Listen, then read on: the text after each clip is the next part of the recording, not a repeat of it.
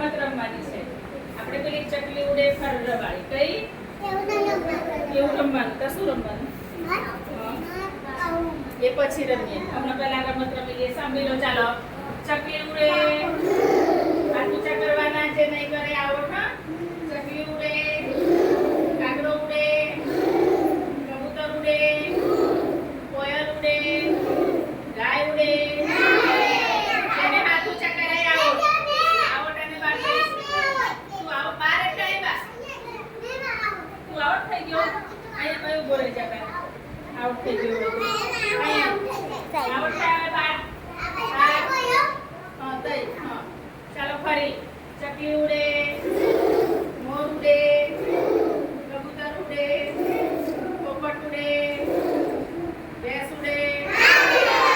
કાર્તિક આવડ. નક્ષિત તું આવડ. ચાલો ફરી.